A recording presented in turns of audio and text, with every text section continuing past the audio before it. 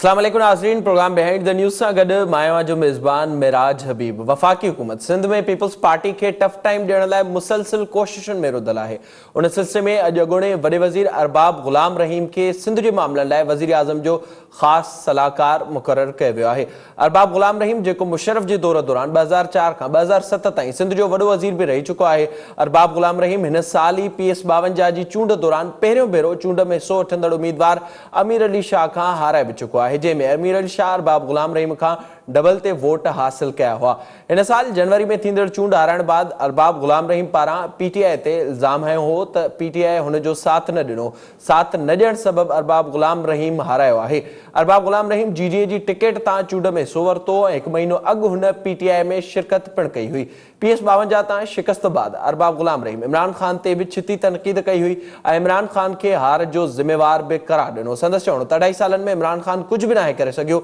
संदसि इन बाबति छा चवणो हो चूंड खां पोइ, अचो त ॾिसूं। अरबाब ग़ुलाम रहीम जी ॻाल्हि ॿोल मां ॿुधी, जेको 6 महीना अॻु वफ़ाक़ी हुकूमत ते तनक़ीद करे रहियो आहे, हाणे हू वफ़ाक़ी हुकूमत जो हिसो थी चुको आहे। 2018 जी चूंड खां अॻु सिंध जे अवाम खे बि इमरान ख़ान मां उमीदूं हुयूं। इहो ई सबबु हो त PTI सिंध में अपोज़िशन में सभ खां वॾी पार्टी आहे, पर जेका सियासत 3 सालनि दौरान PTI सिंध में कई आहे, उन सां सिंध जा माण्हू ख़ुशि न आहिनि। ख़ासि तौर ते ॿेटनि ते कब्ज़े जी कोशिश हुजे, वज़ीर आज़म इमरान ख़ान जी कराची बाबति ॿोली हुजे या ॿिया मामला हुजनि, PTI सिंध में सभ खां घटि ध्यानु ॾिनो आहे। तोड़े जो हिन वक़्तु सिंध अंदरि PTI खे मज़बूत करण जी ॻाल्हि थिए पई। उन बाबति वज़ीर आज़म इमरान ख़ान सिंध जे दौरे जो ऐलान बि कयो आहे, पर छा अरबाब ग़ुलाम रहीम जे सिंध जे मामलनि बाबति मुक़ररी PTI खे सिंध अंदरि मज़बूत कंदी? उन सां गॾोगॾु शाह महमूद कुरैशी बि अॼु सिंध जी राजधानी कराची में मौजूदु हो, जिते बि हुन पारां इहो ॿुधायो वियो आहे त 2023 दौरान सिंध में तब्दीली ईंदी ऐं PTI खे हिते वधीक मज़बूत कयो वेंदो। उन खां अॻु बि केतिरियूं मुलाक़ातूं थी चुकियूं आहिनि, जॾहिं त हिन वक़्त ताईं पाकिस्तान तहरीक इंसाफ़ का वाज़िह तौर ते हिकमत अमली नाहे जोड़े सघी ऐं पहिरियों भेरो आहे जो अरबाब ग़ुलाम रहीम खे सिंध जे मामलनि बाबति ख़ासि मददगार मुक़ररु कयो वियो आहे। इन सॼे मामले ते ॻाल्हाइण जे लाइ हिन वक़्तु असांखे फ़ोन लाइन ते जॉइन कयो आहे अॻूणा सिंध जा वॾा वज़ीर आहिनि, वज़ीर आज़म इमरान ख़ान जा सिंध जे मामलनि बाबति ख़ासि मददगार आहिनि डॉक्टर अरबाब ग़ुलाम रहीम साहब। साईं अस्सलाम वालेकुम। वालेकुम सलाम साईं, मजा महिरबानी तव्हांजी। डॉक्टर साहब वॾी महिरबानी अवां प्रोग्राम में जॉइन करण जे लाइ। ॿुधाइजो ही जेका अॼु असांखे तब्दीली नज़र आई आहे, बाज़ाब्ता तौर ते नोटिफिकेशन बि जारी कयो वियो आहे, कहिड़ा टास्क ॾिना विया आहिनि अवां खे सिंध में PTI खे मज़बूत करण जे लाइ? साईं पहिरीं ॻाल्हि त तब्दीली खे तव्हां पाण तस्लीम था कयो, सरकार आहे त तब्दीली त ईंदी न साईं। तो इंशाल्लाह टास्क मल्टीपल टास्क आहिनि। हिकिड़ो त पंहिंजो हिकिड़ो ऑफिशियली जेको स्पेशल असिस्टेंट कयो आहे, इन हवाले सां जेके बि फेडरल डिपार्टमेंट्स आहिनि सिंध में गवर्नमेंट सां, उन्हनि खे चेक करणु, उन्हनि खे ॾिसणु तो माण्हुनि जा कमु कनि पिया न पिया कनि, कीअं पिया हलनि, उनजी प्राइम मिनिस्टर खे रिपोर्ट ऐं डिपार्टमेंट्स खे चेक करणु। ॿियो जेको आहे पॉलिटिकल जेको असाइनमेंट आहे, उन में PTI खे रीऑर्गेनाइज़ करे मज़बूत करणु, उन में जेके डिफरेंसिस या डिविजन्स आहिनि उन्हनि खे ठीकु करणु, ऑर्गेनाइज़ करणु, मज़बूत करणु। टियों टास्क आहे त सिंध में जेके मोहब वतन माण्हू, आम पब्लिक या जेके इलेक्टेबल्स ऐं जेके मुतबरीन आहिनि, उन्हनि खे PTI में शामिल थियण लाइ। अच्छा अरबाब साहब, थोड़ो इहो आगाह कजो, ज़ाहिरा असांखे ताज़ो ई कुझु वक़्तु अॻु ई सिंध में इख़्तिलाफ़ बि नज़र आया PTI अंदरि, अवां पारां बि एलिगेशन्स लॻाया विया चूंडुनि दौरान PTI अवां जो उन तरह सां साथ न ॾिनो। उन खां अॻु असां ॾिठोसीं बाद में सैफुल्ला अबड़े जी टिकट वारे मामले ते बि एतिराज़ उथिया हुआ। छा इहे सभु ॻाल्हियूं अवां वज़ीर आज़म इमरान ख़ान जे आॾो रखियूं आहिनि? ॾिसो जेको तव्हां चयो था न इलेक्शन में हीअ ॻाल्हि, उहा मूं को प्राइम मिनिस्टर जे लाइ न चई, प्राइम मिनिस्टर खे मुतला करण लाइ मूं चयो प्राइम मिनिस्टर खे, उनखे माण्हू नेगेटिव पिया वठनि। मूं मुतला करण लाइ चयो त मूं चयो हिते माण्हू बेयारो मददगार आहिनि सिंध में, हिते धांधलियूं थियनि थियूं, हिते माण्हुनि सां मारकुट थिए थी, कूड़ा केस थियनि था, माना पुलिस स्टेट लॻी पई आहे ऐं उनजो को वाली वारिस कोन्हे। त प्राइम मिनिस्टर हाणे नोटिस वरितो आहे अलाह जी महिरबानी सां, ऐं हुन हाणे इहो नोटिस वरितो आहे त हाणे सिंध खे ई जेको आहे सो हुनखे देश बनायो, गवर्नेंस कोन्हे, माण्हुनि सां ज़ुल्म ज़्यादतियूं ऐं जेके ॻाल्हियूं थियनि पियूं, उन हवाले सां जेको आहे सो प्राइम मिनिस्टर हिन ॻाल्हि खे अहमियत ॾिनी आहे। अरबाब साहब ॿुधाइजो सिंध में कहिड़ी हिकमत अमली हूंदी पीपल्स पार्टी सां मुक़ाबलो करण जे लाइ? असां हिकमत अमली मूं तव्हांखे ॿुधाई पे त असां पहिरीं पार्टी खे मज़बूत कंदासूं, अवामी लेवल ते बि खवास जी लेवल आहे उन लेवल ते बि असां मज़बूत कंदासीं ऐं असां सिंध में कोशिशि कंदासूं त 1-to-1 इलेक्शन ते उन में जेकॾहिं ॿियूं बि के धुरियूं असां सां गॾु जेके आहिनि या थियणु चाहिनि थियूं उन्हनि जे विच में वेही जेको पोटेंशियल कैंडिडेट्स हूंदा उन्हनि जो फ़ैसिलो थींदो ऐं पर इहा स्ट्रेटेजी 2 साल पोइ जी आहे न साईं। हाणे जॾहिं जा मींहं तॾहिं जा पाणी त उहा उन वक़्तु कई वेंदी पर हींअर फ़िलहाल पार्टी ऑर्गेनाइज़ करणु ऐं सिंध में जेको पुरसाने हाल केरु कोन्हे फेडरल गवर्नमेंट जे डिपार्टमेंट्स में उते बि का PTI वारनि जी कोन थी हले बल्कि पीपल्स पार्टी वारनि जी हले जेको अॻे वेठा आहिनि माफ़ियाज़ उन्हनि जी थी हले उनखे चेक करिणो आहे उनखे ठीकु करिणो आहे गवर्नेंस खे ठीकु करिणो आहे इहो मसइला आहे सभु जेके धुरियूं असां सां हम ख़्याल आहिनि जेके नॉन माफ़ियाज़ आहिनि उन नॉन माफ़ियाज़ ते कोशिशि करे गॾु कंदासीं असां ऐं गॾिजी इलेक्शन लड़ंदा इहो त स्ट्रेटेजी बाद जी आहे। हींअर जी स्ट्रेटेजी आहे त माण्हुनि खे पॉलिटिकली PTI में शामिल कराइणु ऐं ॿियनि माण्हुनि खे जेके असांजा इतिहादी आहिनि उनखे मुतमइन करणु उन सां गॾिजी हलणु ऐं गवर्नेंस सिंध में बहितर करणु जेके घटि में घटि फेडरल गवर्नमेंट जा जेके डिपार्टमेंट आहिनि उहो त सवला हुजनि उहो त सिधा हुजनि न। अरबाब साहब जेको सूरत हाल असांखे नज़र अचे पई PTI जे हवाले सां ख़ासि तौर ते जेका ज़हनियत सिंधी माण्हू रद्द कनि पिया खणी पोइ बेटनि वारो मामिलो हुजे उन खां अॻु वज़ीर आज़म इमरान ख़ान अरड़ी तरमीम समेत कराची बाबति जेके ॻाल्हियूं करे चुको आहे शेख रशीद बिहारियुनि खे कार्ड ठाराइण बाबति जेके ॻाल्हियूं करे चुको आहे या कराची में वेठल जेके MPAs आहिनि उहे जेके ॻाल्हियूं कनि पिया उन सां सिंध जो अवाम उन सियासत सां नफ़रत करे पियो उन खे तब्दील करण जे लाइ अवां कहिड़ी कोशिशि कंदो ऐं छा उन बाबति बि वज़ीर आज़म खे ॿुधायो वियो आहे त सिंध जे माण्हू जो मिज़ाज मुख़्तलिफ़ हुजे थो? साईं सिंध जे माण्हुनि ते मिज़ाज जी सभिनि खे ख़बर आहे। चीफ मिनिस्टर 3.5 साल रहियो आहियां अलाह जी महिरबानी सां आउं बि मिज़ाज सम्झां थो ऐं माण्हू मुंहिंजो मिज़ाज बि सम्झनि था। असां कॾहिं बि सिंध जे मसइलनि ते किथे कॉम्प्रोमाइज़ न कयो आहे। जेका बि ॻाल्हि सिंध जी जाइज़ हूंदी उन ते फेडरल गवर्नमेंट खे कन्वेंस कबो न को बेटनि जो मसइलो थियो वापसि थी वियो हलियो ऐं बेटनि खे कयो जिन उहो उन्हनि ते त तव्हां क्रिटिसाइज़ कयो कोन था जिन बेट ॾिना हाणे जिन इहे लाखूं एकड़ ज़मीन हुनखे ॾिनी मलिक रियाज़ खे उन्हनि जे बारे में तव्हांजो छा ख़्यालु आहे? ज़ाहिर आहे पीपल्स पार्टी मुलविस आहे हुन में। हा त पोइ उन ते बि ॻाल्हायो न भला पर उहो हिकिड़ो जेको आहे सो PTI जे को ख़िलाफ़ु कोन्हे। तव्हां सिंध में वञी त ॾिसो न ही ग्राउंड सोइल जी चइबो आहे न ती थियल आहे। थोरे टाइम लाइ हिकिड़ो ॾींहुं निकितोसीं तबलीग जे लाइ त रस्ते में माण्हू जेको मुंहिंजो इस्तक़बाल कयो ऐं माण्हू जेके हींअर मूंखे फ़ोनूं अचनि पियूं माण्हू मिठाइयूं पिया विराइनि त उन हिसाब सां माण्हू त PTI जे ख़िलाफ़ु कोन्हे अवाम त कोन्हे भई हिकिड़ो मख़सूस तबिको आहे जंहिंखे घबराहट आहे त असांजी करप्शन असांजा घटि गवर्नेंस ज़मीनूं जेकॾहिं तव्हां कमीशन क़ाइमु करायो त ज़मीनूं घणियूं कंहिं ॾिनियूं आहिनि ॿारनि माण्हुनि खे कीअं कोड़नि जे दामनि ते कराची जूं ज़मीनूं सिंध जूं ज़मीनूं विकाइणियूं आहिनि छा थियो आहे उन्हनि सां बाक़ी PTI बेट ॾेई छॾिया बेट बि जेकॾहिं डेवलपमेंट थिए थी दुबई में बि थी आहे त हुन सां कहिड़ो अर्ज़ु थियो आहे पर हुनखे उन तरीक़े सां ॾिसंदो त कीअं थियणु खपे।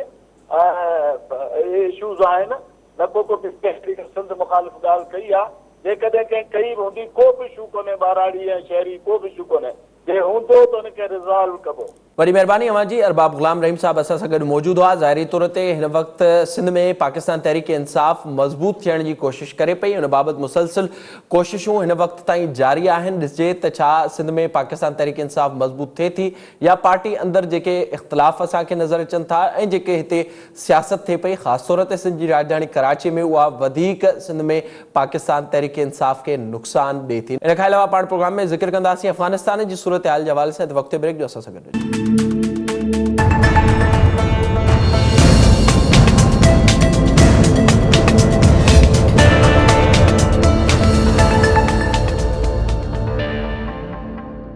प्रोग्राम में एक बार ॿीहर भलीकार हिन हिस्से में पाण ज़िक्र कंदासीं अफ़गानिस्तान जी सूरत हाल जे हवाले सां जिते तेज़ी सां सूरत हाल तब्दील थी रही आहे। अफ़गान तालिबान वधीक इलाइक़नि ते कब्ज़ो करे रहिया आहिनि ऐं मुसलसिल उन में वाध थी रही आहे जॾहिं त ॿ ॾींहं पहिरियां ई अफ़गान फोर्सिस जा जेके फ़ौजी जवान आहिनि उहे पनाह जे लाइ पाकिस्तानी बॉर्डर ते पहुता ऐं उते पाकिस्तानी बॉर्डर तां उन्हनि फ़ौजियुनि खे वापसि अफ़गान फोर्सिस हवाले कयो वियो आहे। हिकु पासे इहा सूरत हाल थिए पई ॿिए पासे चीनी वज़ीर ख़ारजा सां अॼु मुलाक़ात थी आहे। अफ़गान तालिबान जे तर्जुमान जी वफ़द जी सूरत में ई मुलाक़ात थी आहे। हिन में इहो ॿुधायो वियो आहे त चाइना ते के बि हमला न कया वेंदा ऐं तालिबान इन मामले ते कंहिं ते बि हमला न कंदा। जॾहिं त ॿिए पासे पाकिस्तान अंदरि इहो बि हिन वक़्तु ख़दशो ज़ाहिर कयो पियो वञे त अफ़गानिस्तान जी तब्दील थींदड़ सूरत जा असर पाकिस्तान ते बि पइजी सघनि था ऐं TTP हिकु भेरो ॿीहर उभरी सघे थी। सॼे मामले ते पाण प्रोग्राम में ॻाल्हाईंदासीं। असांखे हिन वक़्तु वीडियो लिंक ज़रिए जॉइन कयो आहे आलमी मामलनि जा माहिर आहिनि, अॻूणा सफ़ारतकार आहिनि डॉक्टर जमील अहमद ख़ान साहब। डॉक्टर साहब अस्सलाम वालेकुम। वालेकुम सलाम। डॉक्टर साहब thank you so much program में जॉइन करण जे लाइ। ॿुधाइजो हिन वक़्तु अफ़गानिस्तान जी सूरत हाल जेका साम्हूं अचे पई, छा पिया सम्झो अवां मुख़्तलिफ़ स्टेक होल्डर्स पारां कोशिशूं कयूं पियूं वञनि त को मुआहिदो तइ थिए अफ़गान हुकूमत ऐं तालिबान विच में? चवां सम्झो पिया त अमेरिका जे निकिरण खां अॻु को इन जो इम्कान आहे त को मुआहिदो थी सघे अफ़गान हुकूमत ऐं तालिबान विच में? न मुआहिदो चांसिस ऐं उमेद ते दुनिया क़ाइमु आहे, पर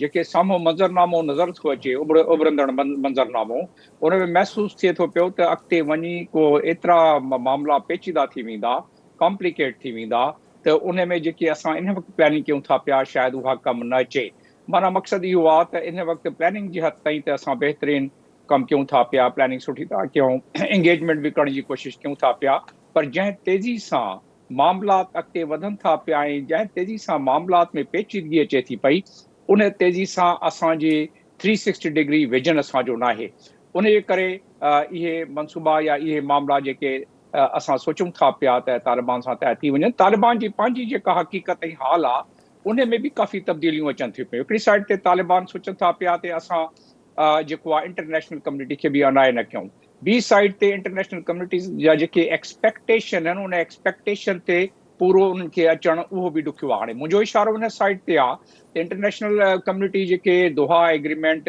29 फरवरी 2020 में जेको थियो हो, उन मुताबिक़ तालिबान इहा गारंटी ॾिनी त तालिबान जे अफ़गानिस्तान में न अलक़ाइदा हूंदी न ॿी का दहशतगर्द तंज़ीम हूंदी। असां वटि जेके इतलाऊं अचनि थियूं पियूं उन मुताबिक़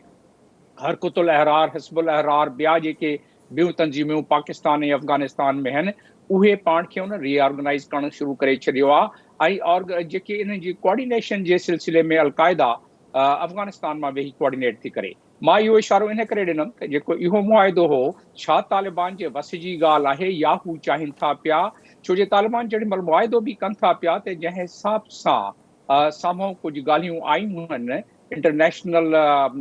थिंक टैंक में, त तालिबान उन वक़्तु बि अलक़ाइदा सां कंसल्टेशन में ऐं अलक़ाइदा सां सलाह मशवरो पिया कनि त बाबा असां इन साइड ते हलूं था पिया। हाणे हिन वॾो सुवाल इहो पैदा थिए थो पियो त तालिबान ज़ाहिर आहे उहो तालिबान न रहिया आहिनि जेके 90 जे ॾहाके में हुया। तालिबान में बि हाणे सोच में फ़िक्र में तब्दीली आई आहे, पर तालिबान जेके सोच फ़िक्र में तब्दीली आई आहे उहा ग्राउंड रियलिटी जे मुताबिक़ उन तब्दीलीअ खे इम्प्लीमेंट कनि था पिया। इन वक़्त ताईं जेका सूरत हाल नज़र थी अचे पई त तालिबान उहो त पंहिंजे तक़रीबन 400 डिस्ट्रिक्ट, 400 ज़िला जेके आहिनि उन ते क़ाबिज़ आहिनि, उन ते उन जो कंट्रोल पूरो आहे। बाक़ी 21 ज़िला रहिया आहिनि, उहे जेॾी महिल चाहिनि कब्ज़ो करे था सघनि। जाणे 34 जेके प्रोविंशियल हेडक्वार्टर आहिनि, 34 उन में जाणे फ़िलहाल उहे न विया आहिनि। इन करे त इंटरनेशनल प्रेशर आहे, पाकिस्तान जो बि, चाइना जो बि उन्हनि ते इहा ई प्रेशर उन्हनि ते आहे, रशिया जो बि इहो प्रेशर आहे त तव्हां फ़िलहाल तकड़ि न कयो, तव्हां पंहिंजी एक्सेप्टेबिलिटी वधायो इंटरनेशनल कम्युनिटी में। त इहो रहियो इंटरनेशनल रुख। ॿियो रुख रहियो त पाकिस्तान ते इन जो असरु। पाकिस्तान जो इन ते असरु त ज़ाहिर आहे, टिनि मामलनि में पाकिस्तान काफ़ी प्रेशर में अची वेंदो। पहिरियों त इहो पनाहगिरनि जो मामिलो, उहो असां रोकियूं बि त रोकणु असां लाइ तमामु ॾुखियो थी वेंदो। मां पहिरियां बि उहो तस्करो करे चुकियो आहियां त जेके इंटरनेशनल असांजा मुआहिदा आहिनि, जेके इंटरनेशनल कानून आहिनि, जेके रिफ्यूजीज़ कन्वेंशन ते जेके असां साइन कयो आहे 51 में ऐं पोइ 67 में, त उन लिहाज़ सां असांखे तमामु ॾुखियो थी पवंदो त असां बॉर्डर ते जेके फैंज़ लॻायो आहे उनखे रोकियूं या उन्हनि खे सख़्ती सां रोकियूं या उन्हनि ते गोली हलायूं। इहो मां ज़िक्र करे चुको आहियां त बहरहाल उहो हिकिड़ो वॾो मसइलो। ॿियो मसइलो इहो आहे त TTP तमामु ज़ोर उन्हनि जो वधंदो थो वञे ऐं TTP, मां पंहिंजे आर्टिकल में बि लिखियो आहे त TTP ऐं Afghan Taliban they are the two sides of the same point. त उन लिहाज़ सां उन्हनि जो पाण में लॻापो आहे। ऐं पाकिस्तान में जीअं तव्हां ॿुधो हूंदो, मंज़राम ते हिकिड़ी ख़बर आई आहे त गवर्नर उन्हनि पंहिंजा यानी TTP वारनि मुक़ररु करणु शुरू करे छॾिया आहिनि। इन करे त उन्हनि खे हाणे उतां जेका आहे इनकरेजमेंट मिली आहे, बच मिली आहे उतां अफ़गानिस्तान मां अफ़गान तालिबान जीअं उते पंहिंजी कंट्रोल संभालींदा था वञनि तीअं तीअं टीटीपी मज़बूती थींदी वञे ऐं टीटीपी पहिरियां तक़रीबन 2500 जे क़रीब उन्हनि जा हुया जंग जो फाइटर हाणे 6000 ताईं हाणे माण्हू शामिल था थियनि पाकिस्तान मां बि शामिल था थियनि उते टीटीपी में बि ॿिया खोड़सार आहिनि टीटीपी खे जेकी सपोर्ट आहे इंडियन राह जी उहा बि असां सभिनीनि खे ख़बर आहे त things are getting more complicated than what we are investigating number 2 number 3 इहा आहे त जेको इंटरनेशनल एक्सपेक्टेशन आहे निक प्राइस जेको स्पोक्स पर्सन आहे स्टेट डिपार्टमेंट जो उन क्लियरली चयो आहे त पाकिस्तान मां असांखे तमामु घणा एक्सपेक्टेशन्स आहिनि ऐं पाकिस्तान खे लफ़्ज़ ॿिया इस्तेमालु कया आहिनि मक़सदु उनजो इहो आहे त पाकिस्तान खे डूमोर करणो पवंदो हिकिड़ी साइड ते पाकिस्तान मां एक्सपेक्टेशन वधनि था पिया ॿी साइड ते असांजो नेशनल सिक्योरिटी एडवाइज़र आहिनि असांजो DGI वियो आहे वाशिंगटन में ऐं उते ज़ाहिर आहे उन्हनि ते बि इहे ई शयूं डिमांड वधंदियूं त तव्हां अफ़गानिस्तान में डायलॉग मुकमल करायो ऐं इन्हनि खे भाईवारीअ में हुकूमत कराइण जी कोशिशि कयो अफ़गानिस्तान में जेको मूंखे नामुमकिन थो लॻे त तालिबान जेको आहे हू पंहिंजे शेयर जो ताक़त ॿिए खे यानी पंहिंजी पावर डॉक्टर ज़हरा जेका मां तफ़सीलन सूरत हाल नाज़रीन जे साम्हूं रखी उते मुआहिदे खां वठी पाकिस्तान ते थींदड़ इम्कानी जेके असर आहिनि उन जे हवाले सां बि अब जेका मां ॻाल्हि कयो पिया उन्हनि ख़दशनि जो इज़हार वज़ीर आज़म इमरान ख़ान बि करे चुको आहे ज़ाहिर हिन वक़्तु पाकिस्तान में बि बार बार इज़हार कयो पियो वञे त हिकु भेरो ॿीहर दहशतगर्दी जो इम्कान ख़दशो पैदा थी सघे थो पनाहगीरनि जी अवां ॻाल्हि कई उन बाबति पाकिस्तान चई चुको आहे त उतां दहशतगर्द पनाहगीरनि जो रूप वठी पाकिस्तान अची बि सघनि था अब छा पिया सम्झो त जेको हिन वक़्तु पाकिस्तान जो नैरेटिव आहे ख़ासि तौर ते तालिबान जे हवाले सां उन में असांखे नज़र अचे पियो त उहो नरम आहे कंहिं हद ताईं त उते जेके TTP अगरि वधे पई ज़ोर वठे पई त उनजे पुरियां कहिड़ा कारण थी सघनि था हालांकि तालिबान इन सभिनी शयुनि जी मुखालफ़त कनि पिया अफ़गान तालिबान उन बावजूदि अगरि वधीक ज़ोर TTP वठे थी त उनजे पुठियां कहिड़ा कारण थी सघनि था TTP ते हमेशह अफ़गान तालिबान सां गॾोगॾु विड़ी आहे अफ़गान तालिबान TTP सां कॾहिं न विड़िया आहिनि TTP खे अफ़गान तालिबान जी सपोर्ट ऐं TTP जी सपोर्ट अफ़गान तालिबान खे रही आहे अफ़गान तालिबान जी सपोर्ट TTP खे रही आहे कंहिं स्टेज ते बि अफ़गान तालिबान जे चाहिनि हा त उन्हनि खे उतां उछलाए ॿाहिरि फिटी कनि हा TTP खे इहो न थियो छो जो उनजो नज़रियो हिकु आहे उनजो मक़सदु हिकु आहे तव्हां नूर मसूद जो इंटरव्यू ॿुधो हूंदो CNN में उन ॾिनो आहे निक रॉबर्टसन खे इंटरव्यू उन ॾिनो आहे ऐं उन में क्लियर चयो आहे त बाबा तालिबान जी कामयाबी असांजी कामयाबी आहे ऐं तालिबान जी कामयाबी सॼी मुस्लिम क़ौम जी कामयाबी आहे उमा जी कामयाबी आहे त उन लिहाज़ सां तालिबान जी स्ट्रेंथ असांजी स्ट्रेंथ आहे त उहो जे ॾिठो वञे त मूंखे नथो सुझे त तालिबान कंहिं स्टेज ते TTP खे रोके सघंदा या रोकणु चाहींदा छो जो कंहिं काफ़ी लिहाज़ सां उन्हनि जा नज़रियात उन्हनि जा आइडियोलॉजी हाणे ॿुधो ॿी ॻाल्हि जेके मस्जिदनि में हाणे चंदो शंदो शुरू थी पियो आहे तालिबान जे हक़ में कुझु डेड बॉडीज़ अचनि थियूं पियूं अफ़गानिस्तान में पाकिस्तान में बि पहुचनि थियूं उन्हनि में हिकिड़ो नालो रशीद जो आहे जेको तालिबान सां विढ़ंदे हुते जहां वक़्तु थी वियो आहे त उन लिहाज़ सां हू मामला जेके जंहिं हिसाब सां वधनि था पिया त पाकिस्तान ऑटोमेटिकली पाकिस्तान जा माण्हू जेके आहिनि स्लीपर सेल्स जेके आहिनि उहे एक्टिव थींदा था वञनि ऐं अॻिते वञी एक्टिव थियण जा वधीक चांसिस आहिनि उन जो असरु सॼी पाकिस्तान ते पवंदो ऐं ख़ासि तौर ते सिंध ते पवंदो सिंध ते कहिड़े हिसाब सां पवंदो कराची हिकिड़ो तमामु वॾो शहरु पाकिस्तान जो वॾे में वॾो शहरु आहे उते इहा जेका आहे तव्हां तक़रीबन 150 जे क़रीब टेररिस्ट एक्टिविटी जेके थियूं आहिनि पोयनि महीननि में 3-4 महीननि में इहे एक्टिविटीज़ वधी जेको साम्हूं सुझे थो पियो ऐं मुंहिंजी तजियो मुंहिंजो चवे थो पियो इहो अॻिते वञी सिंध में पवंदो ऐं ख़ासि तौर ते कराची में बिकॉज़ ऑफ द जेका पॉपुलेशन उते आहे ऐं जेके उते पॉकेट्स आहिनि TTP जा पॉकेट्स कराची में मुख़्तलिफ़ कराची जे इलाइक़नि में त हू स्लीपर सेल आहिनि डॉक्टर ज़ैरब जेका वहाँ सूरत हाल ॿुधाए पिया यकीनन इहा इंतहाई ख़तरनाक आहे मुल्क जे लाइ हिन वक़्तु जेको असां मंज़रनामो ॾिसूं पिया TTP जे हवाले सां हुजे या जेके ॿिया उतां जा मामला हुजनि ज़ाहिरा माज़ी में जेको कुझु थियो उन खां पोइ पाकिस्तान पारां हिकु स्टैंड वरितो वियो ऐं उन्हनि खे चिथियो वियो हिन वक़्तु जूं जेके तयारियूं आहिनि ख़ासि तौर ते उहे इलाइक़ा जिते कंट्रोल हासिल करण जे लाइ ख़्वाब ॾिठा पिया वञनि या उते कोशिशि थी सघे थी सभ खां वधीक जिते माज़ी में बि असां ॾिठो आहे त मुख़्तलिफ़ ऑपरेशन्स थी चुका आहिनि उते जूं तयारियूं अवां कीअं पिया ॾिसो ऐं गॾोगॾु इहो ॿुधाइजो त अगरि अहिड़ी सूरत हाल आहे तालिबान जे हवाले सां बि का न का सपोर्ट हासिल आहे त पोइ असांखे एॾी नरमी उन तरफ़ छो थी नज़र अचे अगरि उन जो कंपेरिज़न कजे अफ़गान हुकूमत सां त न अफ़गान हुकूमत माना नरमी अफ़गान हुकूमत थी करे इहो तव्हांजो मक़सदु आहे या तव्हां सवाल खे वरी पाकिस्तानी हुकूमत जो जेको नैरेटिव असांखे नज़र अचे पियो उहो तालिबान खां थोरो वधीक झुकियल नज़र अचे पियो न तालिबान त असांजो हुन में इंट्रस्ट बि आहे न ॾिसो तालिबान खे 90 जे ॾहाके खां वठी जेॾी महिल मुजाहिदीन हुया उन खां वठी तालिबान उन सां असांजो वास्तो रस्तो लुकियल छुपियल त न आहे असां पाण था चऊं त तालिबान जेके आहिनि उन वक़्त जी पैदावार आहिनि जंहिं वक़्त में तव्हां पाकिस्तान खे यानी अमेरिकन्स ऐं वेस्टर्न कंट्री पाकिस्तान खे इस्तेमालु पिया कनि पाकिस्तान इस्तेमालु थी वियो हाणे जेको आहे उन में उन जा माइट उन जी फैमिलियूं हिते पाकिस्तान में रहनि थी पियूं इहे पाण था एडमिट कनि मालिक पंहिंजे हुकूमत वारा पाण था एडमिट कनि ऐं हक़ीक़त बि ईअं आहे त उन में पाकिस्तान जो त वास्तो रस्तो ऐं असां वटि पढ़ी विया आहिनि असां वटि रही विया आहिनि तालिबान वारा त उहो ऑटोमेटिकली हिकिड़ो लिंक डेवलप थी थो वञे हिकिड़ो रिलेशन डेवलप थी थो वञे होसी ताईं ते आहे असांजो असरु पर उन खां वधीक पाकिस्तान जेका हिकिड़ी दुनिया में पहिरियां तासुर मिली वियो हो त पाकिस्तान जे बिल्कुलु चवण ते हलंदा हाणे उहो उन्हनि खे पंहिंजी ताक़त जी यानी अफ़गान तालिबान खे पंहिंजी ताक़त जो अहसासु थी वियो आहे त हाणे उहो पाकिस्तान जी 100% त चवण न मञींदा रहियो सुवाल पंहिंजी असांजे इलाइक़नि में TTP जो जेको असर रसूख़ वधणु उन लाइ असांजी तयारी आहे या न आहे असांजी फ़ौज तमामु बिल्कुलु बहितरीन तरीक़े सां पहिरियां बि हिनखे टैकल कयो आहे हाणे बि हुन लाइ तयारु आहे पर कंहिं मुल्क में टेररिज़म सां विढ़ण लाइ उहो फ़क़ति फ़ौज त न हूंदी आहे न उन में त डिप्लोमेटिक एफर्ट्स उन में पॉलिटिकल एफर्ट्स पॉलिटिकल विल ऐं पोइ मिलिट्री एक्शन हूंदो आहे न असांजे मुल्क में फ़क़ति मिलिट्री एक्शन थियो आहे ॿिया तव्हां 26 पॉइंट ॾिसो जेके नेशनल एक्शन प्लान जा हुया नेशनल एक्शन प्लान जा 26 पॉइंट जेके आहिनि उन्हनि में 3 पॉइंट जेके मिलिट्री जा हुया 3-4 पॉइंट उहे ते इम्प्लीमेंट थी विया बाक़ी पॉइंट्स ते अञा ताईं जेके लुड़नि था पिया अञा ताईं उन में कुझु न थियो आहे त इहो हिकिड़ो हूंदो आहे डॉक्टर साहब इहो ॿुधाइजो जे हिकु पासे जेको अवां ज़िक्र कयो पिया ज़हरा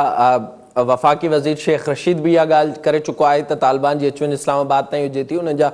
मिट माइट बि हिते रहनि था त इन सूरत हाल में जेका असांखे नज़र अचे पियो ॿियो अवां पारां ज़िक्र कयो वियो त अफ़गान तालिबान जी सपोर्ट रही आहे TTP खे ऐं हींअर TTP बि उहा ॻाल्हि करे पई त उन बावजूद बि असांजी कहिड़ी मजबूरी आहे जो असां पोइ बि असांजी जेको झुकाव नज़र अचे थो उहो वधीक तालिबान ॾांहुं नज़र अचे पियो न झुकाव त असांजी मजबूरी आहे त असां न चाहींदासूं त अफ़गानिस्तान में अहिड़ी का हुकूमत अचे जेके पाकिस्तान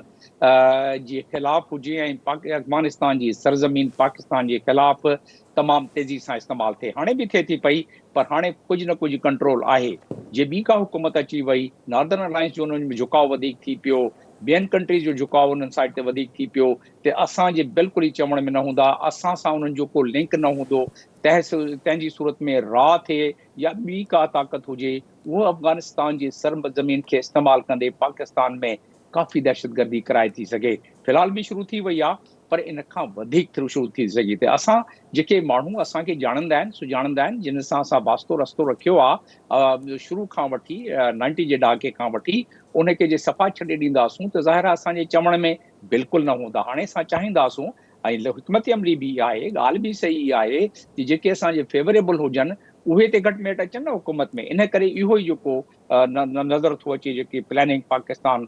जेके अमलदार आहिनि या जेके पाकिस्तान जी लीडरशिप आहे उन्हनि जी प्लैनिंग बि थी नज़र अचे पर एट द सेम टाइम उन प्लैनिंग खे कंदे कंदे हिकिड़ो वॾो नुक़सानु इहो थी थो वञे त दुनिया में वेस्ट में ख़ासि तौर ते मगरिब में उहो जेके तासुर थो मिले त पाकिस्तान हर का शइ कराए थो सघे जीअं त हिकिड़ो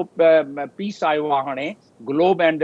उन में हिकिड़ो मैगज़ीन आहे ग्लोब मैगज़ीन को त उन में आयो आहे उन में क्रिस अलेक्जेंडर हिकिड़ो आहे राइटर उन लिखियो आहे त जी पाकिस्तान जेको आहे उहो त बाक़ाइदे उन्हनि जे हथ में आहिनि इहे तालिबान ऐं प्रॉक्सी वार उहो जेॾी महिल उहो कराए थो पियो ऐं वधीक कराईंदो त अहिड़ा इल्ज़ाम असां ते लॻंदा रहंदा उन इल्ज़ाम खे छॾियो अशरफ गनी जेको रीजनल कनेक्टिविटी जो प्रोग्राम जेको उज़्बेकिस्तान में तक़रीर उन कई आहे उन चयो आहे त 10,000 तव्हां माण्हू हुते जंगजू मोकिले छॾिया आहिनि 10,000 माण्हू असां किथां मोकिलींदासूं अफ़गानिस्तान जा तालिबान पाण खोड़नि पर उहे इल्ज़ाम जेके लॻनि था पिया इंटरनेशनली छा हिन जो मुक़ाबिलो डिप्लोमेटिकली असां कयूं था पिया या करे था सघूं? मुंहिंजो जवाबु इहो आहे त असांखे हिन खां वधीक करणु खपे, असां नथा कयूं पिया, इहो अची अॻिते वञी असां लाइ नुक़सानदेह इहा साबित ज़ाहिरी तौर ते उन जो इम्कान बि हिन वक़्तु नज़र अचे पियो। वॾी महिरबानी, thank you so much doctor Jamil साहब प्रोग्राम में वक़्तु ॾियण जे लाइ। हिन वक़्तु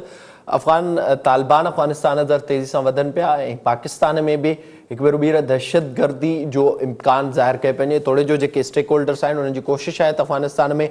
को मुआइदो थी वञे ऐं उते सूरत हाल वधीक ख़तरनाक न थिए ऐं इहा ई कोशिशि थिए पई त पाकिस्तान में जेके वधंदड़ पनाहगीर आहिनि उन्हनि में जेके लिकियल दहशतगर्द आहिनि उन्हनि खे हिते अचण खां रोकियो वञे, उन जूं कोशिशूं मुसलसिल जारी आहिनि। पाण प्रोग्राम में ज़िक्र कंदासीं इस्लामाबाद में थियल बारिश खां पोइ पैदा थियल सूरत हाल जे हवाले सां। वक़्तु ब्रेक जो असां सां गॾु रहिजो।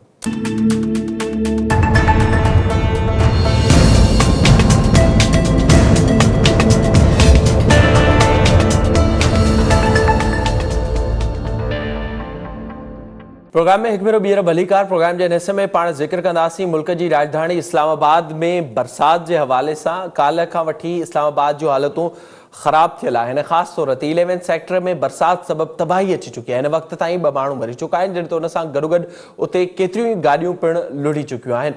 इस्लामाबाद अंदरि थींदड़ बरसात खां पोइ असांखे हिकु पासे इहो नज़र अचे पियो मुसलसिल ख़ामोशी आहे, पर उते CDA ते ख़ासि तौर ते सवाल उथनि पिया। जॾहिं इहा ई बरसात अगरि कराची में थिए हा त सूरत हाल असांखे तब्दील थींदे नज़र अचे हा, कराची बाबति मुतालबा थींदे नज़र अचनि हा, ख़ासि तौर ते उन जमात पारां जेका माज़ी में कराची अंदरि कब्ज़ा ग्रुप चाइना कटिंग समेत भत्ताखोरी ऐं ॿियनि मामलनि में मुलविस रही आहे, जंहिं पारां कराची जो नक्शो ई तब्दील कयो वियो, जंहिं पारां कब्ज़नि ज़रिए मुख़्तलिफ़ कराची जे नालनि ते उते रुकावटूं पैदा कयूं हुई। उहा ई जमात असांखे सियासत कंदे नज़र अचे हा, पर हिन वक़्तु इस्लामाबाद में अॼु जेका सूरत हाल पैदा थी आहे उन ते हिन वक़्तु ताईं असांखे माठ नज़र अचे पई ऐं उन ते का बि न असां नेशनल मीडिया ते उन जी का कवरेज अहिड़ी ॿुधूं पिया, पर उते जेको नुक़सानु थियो आहे उन जो ज़िम्मेवार केरु आहे। सॼी सूरत हाल ते पाण प्रोग्राम में ॻाल्हाईंदासीं। असांखे हिन वक़्तु फोन लाइन ते ज्वाइन किया है इस्लामाबाद में सिंध टीवी न्यूज़ की रिपोर्टर हैं समर खटक। समर, बताइएगा, जो कल रात को बारिश हुई है इस्लामाबाद में, खास तौर पर जो ई सेक्टर में 11 सेक्टर में नुकसान हुआ है, उसके हवाले से क्या अपडेट्स हैं, क्या हुआ वहां और कितना नुकसान हो चुका है? जी 4:30 बजे जो यहाँ बारिश का सिलसिला शुरू हुआ, फिर तूफानी जो बारिश आई है, सैलाब की एक सूरत हाल उसने इख्तियार कर दी है। तो इसमें जितने वहाँ पे घर थे, वो सेक्टर है, उसको वो ज़ेरे आब आ गया, जिसमें जो है एक खातून और उसका बच्चा जो है वो बेसमेंट में सो रहे थे रात को, तो वो भी उनकी भी डेथ हो गई है। और बाकी हजारों की तादाद में जो वहाँ पे गाड़ियाँ थी वो उसमें बह गई बारिश में। अब ये हुआ कि इस्लामाबाद में जब तूफानी बारिश हुआ तो इसमें अब इंतजामिया के दरमियान भी कंफ्यूजन और मुतजाद बयान हमें देखने में आए सामने, कि कोई कहता है कि क्लाउड बर्स्ट है तो ये या मानसून है। तो इस हवाले से अगर देखें तो इस्लामाबाद में जो तूफानी बारिश हुई उसमें डिप्टी कमिश्नर इस्लामाबाद हमजा शफकात का कहना है कि क्लाउड जो बर्स्ट है वो उसके बायस मुख्तलिफ इलाकों में सैलाब आया है, जिसके बायस पिंडी इस्लामाबाद जो जुड़वा शहर है उसमें सैलाबी सूरत हाल, नशेबी इलाके ज़ेरे आब हुए, कई गाड़ियाँ वहाँ पे बह गईं। तो दूसरी जानिब जब महकमा मौसमियात की बात करें तो वो कहते हैं कि वो अलग अपना बयान देते हैं कि इस्लामाबाद में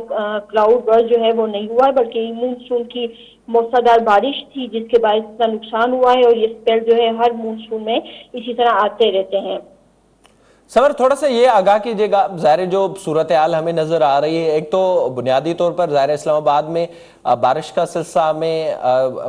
मुल्क के जो दूसरे इलाके हैं वहाँ से कुछ ज़्यादा ही नज़र आता है और एक वेल प्लान्ड शहर बना हुआ है। तो इसमें CDA क्या कर रही थी और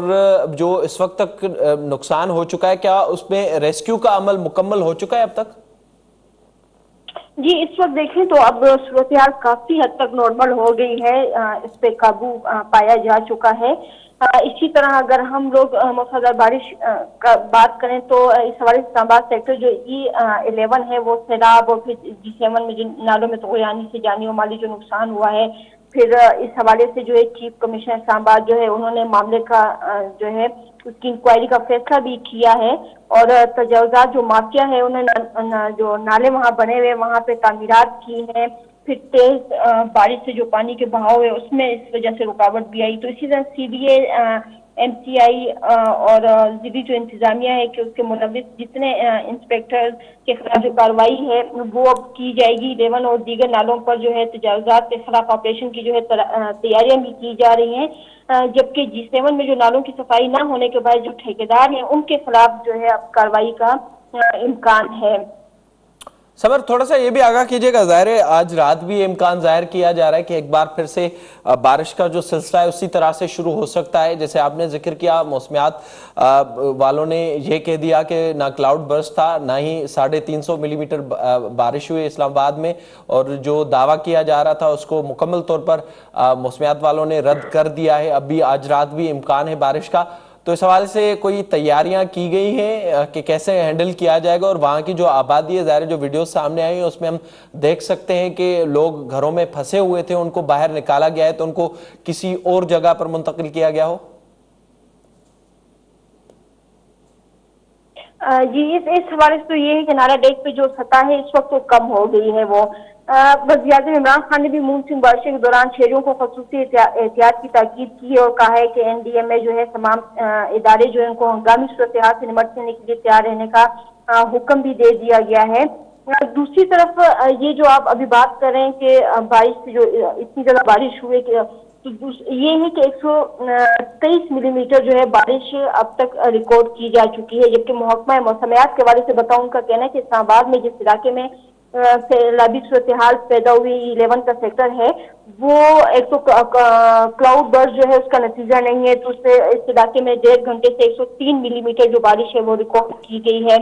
फिर जो नशेबी इलाके हैं उनमें पहाड़ों से पानी आने और निकासी जो मुनासिब ना होने के बायस सैलाबी सूरत हाल जो है वो फिर होती है। इसी तरह यहाँ इस्लामाबाद में एक है विलेज है सैदपुर, जहाँ पे 123 मिलीमीटर जो बारिश है वो हुई है, लेकिन निकासी वहाँ पे दुरुस्त है, जिसके बायस वहाँ सूरत हाल जो है सैलाब की वो पैदा नहीं हुई, वो पानी स्मूथली वहाँ से गुजरा है।